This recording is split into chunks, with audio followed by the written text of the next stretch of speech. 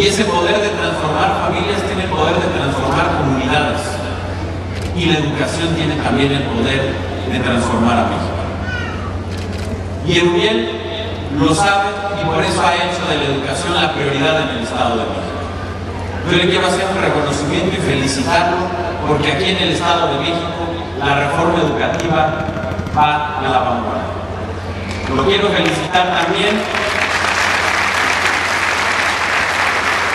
por un plan muy importante y original, que son sus 10 acciones a favor de la educación. Eso también pone al Estado de México a la vanguardia y en grande en materia educativa.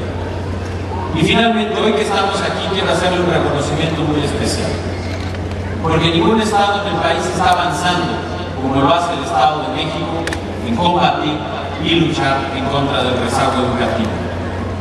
Y en lo que va del gobierno de Erubiel, el analfabetismo se ha reducido en más de un tercio, al pasar del 4.5% al 3% y estar por debajo del promedio nacional.